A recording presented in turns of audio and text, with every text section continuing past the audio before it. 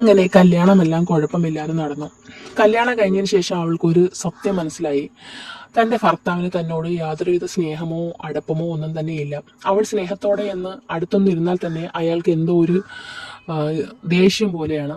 മാത്രമല്ല അയാളുടെ ഫോണൊന്നും എടുക്കാനോ ഒന്നിനുമുള്ള അനുവാദം അവൾക്കില്ലായിരുന്നു. മാത്രമല്ല അയാൾ 24 മണിക്കൂറും ഫോണിൽ ആരോടൊക്കെയോ സംസാരിക്കുന്നുണ്ട്, മെസ്സേജ് അയക്കുന്നുണ്ട്. പലപ്പോഴും അവൾക്ക് സംശയം തോന്നിയിട്ടുണ്ട്. കാരണം അവൾ അടുത്ത് വരുമ്പോഴേക്കും അയാൾ ഫോൺ സംഭാഷണം നിർത്തും. മാത്രമല്ല റൂമിൽ കട്ടിലിൽ അവളുടെ കൂടെ കുറച്ചു നേരം ഇരിക്കാൻ പോലും അയാൾ തയ്യാറാകുന്നില്ലായിരുന്നു. ഇതൊക്കെ അവൾക്ക് മനസ്സിലായി അവളോടുള്ള അകൽച്ചയുടെ കാരണങ്ങളാണെന്ന്. പക്ഷേ അവളതെല്ലാം കണ്ടില്ല എന്ന് നടിച്ച് മുന്നോട്ട് പോവുകയായിരുന്നു. അങ്ങനെ ഇരിക്കെ അവൾക്കൊരു ജോലി കിട്ടി. ഒരു ചെറിയ കമ്പനിയിൽ ഒരു ജോലിയായിരുന്നു. അങ്ങനെ ആ ജോലിയുമായിട്ട് അവൾ മുന്നോട്ട് പോയി. അവളുടെ ദുഃഖങ്ങളും ദുരിതങ്ങളും ഒക്കെ മറക്കാൻ ആ ജോലി അവൾക്ക് നല്ലൊരു അത്താണി തന്നെയായിരുന്നു. രാവിലെ പോയിട്ട് വൈകുന്നേരം ആകുമ്പോഴത്തേക്ക് അവൾ കയറി വരും. പിന്നീട് അവൾക്കുള്ള ജോലികൾ എന്തെങ്കിലുമൊക്കെ ഉണ്ടെങ്കിൽ ചെയ്യും.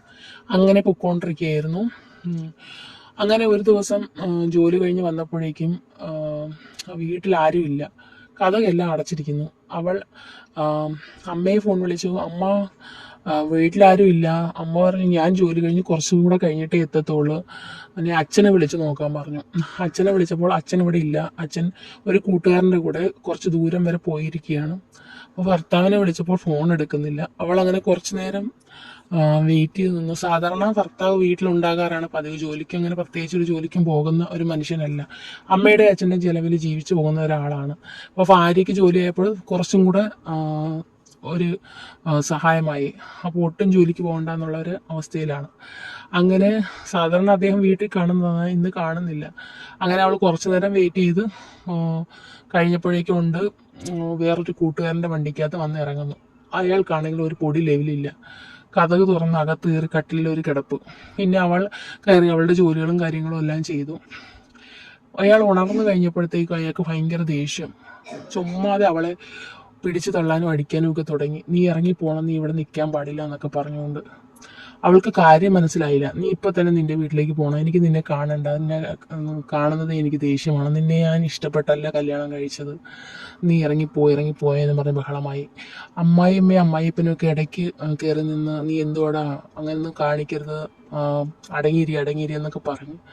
അങ്ങനെ ഒരുവിധം അന്ന് സോൾവായി. പിന്നെ അവൾക്ക് കാര്യം മനസ്സിലായി, ഇയാൾക്ക് ആരോടോ കണക്ഷൻ ഉണ്ട്. അപ്പോൾ ആ വ്യക്തിയെ ഇവിടേക്ക് കൊണ്ടുവരാനോ അല്ലെങ്കിൽ കല്യാണം കഴിക്കാനോ ആണ് തന്നെ ഒഴിവാക്കാൻ നോക്കുന്നതെന്ന് മനസ്സിലായി. മാത്രമല്ല ഒരു ദിവസം അവൾ അടുക്കള ജോലി കഴിഞ്ഞ് റൂമിലേക്ക് വന്നതും ആരോടോ ഇയാൾ വീഡിയോ കോൾ ചെയ്യുന്നത് കണ്ടു. അതൊരു പെൺകുട്ടിയായിരുന്നു.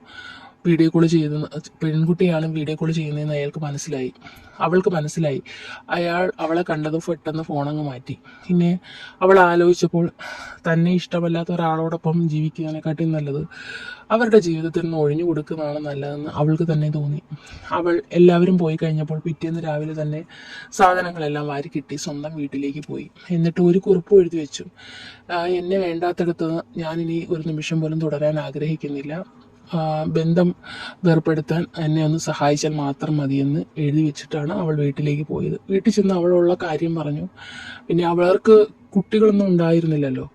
പിന്നെ അവൾ ആ ജോലി തന്നെ തുടർന്ന് പൊയ്ക്കൊണ്ടിരിക്കുകയായിരുന്നു. ഇടയ്ക്ക് ഇയാൾ ഫോൺ വിളിച്ച് സംസാരിക്കാൻ ശ്രമിച്ചെങ്കിലും അവൾ അതിന് തയ്യാറായിരുന്നില്ല. കാരണം അവൾ അത്രയ്ക്കും അവഗണനയും ഒക്കെ നേരിട്ടിരുന്നു, വേദനയും എല്ലാം നേരിട്ടിരുന്നു ആ വീട്ടിൽ നിന്നും.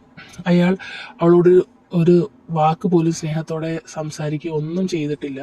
പിന്നെ എന്തിന് അയാളുടെ ആട്ടിൻതൊപ്പം കേൾക്കാനായിട്ട് വീണ്ടും പോകണം. ഒരു ദിവസം അയാൾ വീട്ടിൽ വന്നു വിളിക്കാനായിട്ട്, നീ വീട്ടിലേക്ക് വരണം, അന്നത്തെ സാഹചര്യത്തിലൊക്കെ പറ്റിപ്പോയതാണ്, എനിക്ക് എൻ്റെ തെറ്റ് മനസ്സിലായി, ഒരു തവണ എനിക്ക് മാപ്പ് തരണം എന്നൊക്കെ പറഞ്ഞുകൊണ്ട് വന്നു. അവൾ ഒന്നും മിണ്ടിയില്ല.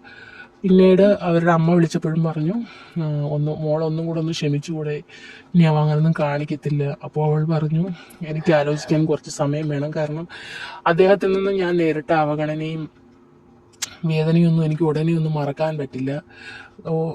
ഞാൻ അത്രത്തോളം അഡ്ജസ്റ്റ് ചെയ്താണ് അവിടെ ജീവിച്ചത്. അപ്പോൾ എന്നെ വേണ്ടാത്തൊരിടത്ത് ഞാൻ വലിഞ്ഞേറി ഇനിയും വലിഞ്ഞേറി വരാനും ഇനിയും ആ ജീവിതത്തിൽ തുടരാനും ഞാൻ ആഗ്രഹിക്കുന്നില്ല. അതുകൊണ്ട് തന്നെയാണ് ഞാൻ എൻ്റെ വീട്ടിലേക്ക് വന്നത്. പിന്നെ കുറച്ച് നാൾ നോക്കട്ടെ എങ്ങനെ ഉണ്ടെന്ന്. അതിന് ശേഷം വേണമെന്നുണ്ടെങ്കിൽ മുന്നോട്ട് കൊണ്ടുപോകാം, അല്ലാന്നുണ്ടെങ്കിൽ ബന്ധം വേർപെടുത്താം എന്നുള്ള ഡിസിഷനായിരുന്നു അവൾ എടുത്തത്.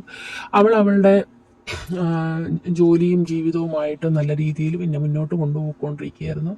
അയാളുടെ കോള് പിന്നീട് അങ്ങനെ വന്നതും ഒന്നുമില്ല, അനക്കൊന്നുമില്ല. അങ്ങനെ കമ്പനിയിൽ തന്നെയുള്ള കുറച്ച് നാൾ ഒരു 2-3 വർഷത്തിന് ശേഷം കമ്പനിയിൽ തന്നെയുള്ള ഒരാൾ അവളോട് അവളെ ഇഷ്ടമാണെന്ന് പറഞ്ഞു. അവൾ ആദ്യമേ ഒന്നും പറഞ്ഞില്ല. പിന്നെ അവളുടെ ജീവിതത്തിലെ കാര്യങ്ങളെല്ലാം അയാളോട് അവൾ തുറന്നു പറഞ്ഞു.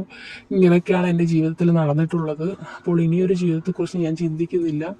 അപ്പോൾ അദ്ദേഹം പറഞ്ഞു, എനിക്കെല്ലാം മനസ്സിലാവും, എല്ലാ വിഷമങ്ങളും എനിക്ക് മനസ്സിലാവുന്നുണ്ട്, എൻ്റെ ഭാഗത്തൊന്നും അങ്ങനെയൊന്നും ഉണ്ടാവത്തില്ല.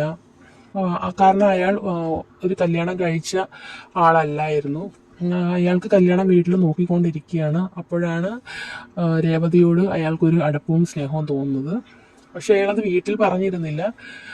അവളോടുള്ള ഇഷ്ടം അവളോട് പറഞ്ഞിട്ട് അവളുടെ അഭിപ്രായം അറിഞ്ഞിട്ട് തൻ്റെ താല്പര്യം വീട്ടിൽ പറയാമെന്നാണ് അയാൾ കരുതിയത്. അങ്ങനെ അവൾ ആദ്യമൊന്നും മറുപടി പറഞ്ഞില്ല. കുറച്ച് നാൾ കഴിഞ്ഞ് അവൾക്ക് ഒരു അടുപ്പം സ്വാഭാവികമായിട്ടും അയാളോട് വന്നു. കാരണം അവളുടെ ഭർത്താവിൽ നിന്നും കിട്ടാത്ത ഒരു കെയറിങ്ങും ഒരു സ്നേഹവും ഒരു പരിഗണനയും ഒക്കെ അയാളിൽ നിന്ന് അവൾക്ക് കിട്ടുന്നുണ്ടായിരുന്നു.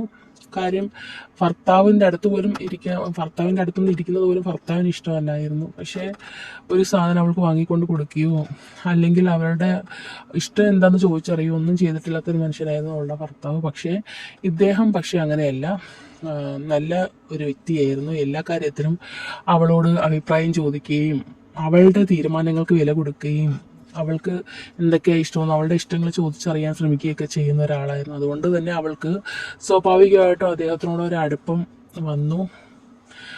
വന്നപ്പോൾ അയാൾക്ക് മനസ്സിലായി രേവതിക്ക് തന്നെ ഇഷ്ടമാണെന്ന്. എങ്കിൽ ഇനി വീട്ടിൽ പറയാൻ വൈകിക്കൂടാന്ന് അയാൾക്ക് തോന്നി. വീട്ടിൽ പറഞ്ഞപ്പോൾ വലിയ പ്രശ്നമായി. കാര്യം രേവതി ആദ്യം ഒന്ന് കല്യാണം കഴിച്ചതായത് വീട്ടുകാർക്ക് വലിയൊരു പ്രശ്നമായിരുന്നു. അയാൾ ഉണ്ടായ കാര്യങ്ങളെല്ലാം തുറന്നു പറഞ്ഞു. അവൾ അവിടെ അധികം നാൾ ജീവിച്ചിട്ടില്ല, പ്രശ്നങ്ങളൊക്കെ ആയിരുന്നു എന്നെല്ലാം പറഞ്ഞു. വീട്ടുകാർക്ക് എതിർപ്പ് തന്നെയായിരുന്നു. പിന്നെ കുറച്ച് നാൾ വെയിറ്റ് ചെയ്ത് നോക്കാമെന്ന് അദ്ദേഹം കരുതി. കാരണം ആർക്കായാലും അങ്ങനെ തന്നെ ആയിരിക്കുമല്ലോ. സ്വന്തം മോൻ ആദ്യമേ ഒരു വിവാഹം കഴിച്ച ഒരു പെൺകുട്ടിയെ ഫസ്റ്റ് കല്യാണത്തിനായിട്ട് തിരഞ്ഞെടുക്കുമ്പോൾ വീട്ടുകാർക്ക് സ്വാഭാവികമായിട്ടൊരു പ്രശ്നം വരും. അപ്പോൾ അതായിരിക്കും, കുറച്ച് നാളൊന്ന് നോക്കാം എന്ന് വിചാരിച്ച് അയാൾ അത് പറഞ്ഞിട്ട് അവരുടെ അഭിപ്രായത്തെ മാനിച്ച് കുറച്ച് നാൾ അവരുടെ മനസ്സ് മാറ്റം വരുമോ എന്നൊക്കെ നോക്കാം എന്ന് പറഞ്ഞ് വെയിറ്റ് ചെയ്തു. പിന്നീട് അവരുടേതായിട്ടുള്ള സന്തോഷങ്ങളിലും എല്ലാമായിരുന്നു. അവൾക്ക് പുതിയ ഡ്രസ്സ് വാങ്ങിച്ചു കൊടുക്കുകയും അവളെ ഒരു രാജകുമാരിയെ പോലെ കൊണ്ടു നടക്കാൻ അയാൾ പ്രത്യേകം ശ്രദ്ധിച്ചിരുന്നു. അവളെ അത്രത്തോളം സ്നേഹിക്കുന്ന ആരും ഈ ഭൂമിയിലുണ്ടെന്ന് തോന്നുന്നില്ല എന്ന് അവൾക്ക് തന്നെ പലപ്പോഴും തോന്നിയിട്ടുണ്ട്. കാരണം അത്രയ്ക്ക് കെയറിങ്ങും സ്നേഹമൊക്കെ ഉള്ളൊരു മനുഷ്യനായിരുന്നു. താൻ അനുഭവിച്ചതിനൊക്കെ തനിക്ക് ഒരു പകരം കിട്ടിയൊരു നിധിയാണ് അദ്ദേഹമെന്ന് അവൾക്ക് തോന്നി. അങ്ങനെ ഇരിക്കെയാണ് വീണ്ടും വീട്ടുകാർ ഇദ്ദേഹത്തിന് ആലോചന കൊണ്ടുവരുന്നത്. അപ്പോൾ അദ്ദേഹം തീർത്തും തുറന്നു പറഞ്ഞു, എനിക്ക് ഈ പെൺകുട്ടിയെ തന്നെ മതി, എനിക്ക് വേറെ ആരെയും കല്യാണം കഴിക്കാൻ താല്പര്യമില്ല, ഇല്ലാന്നുണ്ടെങ്കിൽ എനിക്ക് കല്യാണം വേണ്ട എന്ന് പറഞ്ഞു. അങ്ങനെ വീട്ടുകാരോട് നിർബന്ധം പിടിച്ച് വീട്ടുകാർക്ക് താല്പര്യമില്ലാതെ മനസ്സോടെ തൻ്റെ മകൻ്റെ താല്പര്യം അതാണെങ്കിലെങ്കിൽ അത് നടക്കട്ടെ എന്ന് വിചാരിച്ച് അവർ കല്യാണത്തിന് സമ്മതിച്ചു. അങ്ങനെ അവരുടെ വീട്ടുകാർ തന്നെ മുൻകൈ എടുത്ത് കല്യാണം നടത്തി. ഇവരുടെ ഭാഗത്തു നിന്നും ആൾക്കാരും കുറവായിരുന്നു. കാര്യമായിട്ടൊന്നും പെൺകുട്ടിക്ക് കൊടുക്കാനും ഉണ്ടായിരുന്നില്ല. ഇതൊക്കെ ചെക്കൻ്റെ വീട്ടുകാർക്ക് ഒരു മനസ്സിലൊരു ഈർഷ്യ ഉളവാക്കിയിരുന്നു. പക്ഷേ എന്ത് ചെയ്യാനാ, തങ്ങളുടെ മകൻ്റെ ഇഷ്ടം അതായതുകൊണ്ട് അഡ്ജസ്റ്റ് ചെയ്തല്ലേ പറ്റത്തുള്ളൂ. അങ്ങനെ മനസ്സോടെ കല്യാണമൊക്കെ നടന്നു. അതിനുശേഷമാണ് അവളുടെ ജീവിതത്തിലെ രണ്ടാമത്തെ പ്രശ്നം തുടങ്ങുന്നത്. അപ്പോൾ അത് അടുത്ത എപ്പിസോഡിൽ നമുക്ക് കേൾക്കാം. അപ്പോൾ നിങ്ങൾക്ക് ഈ സ്റ്റോറി ഇഷ്ടമായെങ്കിൽ നിങ്ങൾ ലൈക്ക് ചെയ്യാനും കമൻറ്റ് ചെയ്യാനും സബ്സ്ക്രൈബ് ചെയ്യാനും മറക്കരുത്.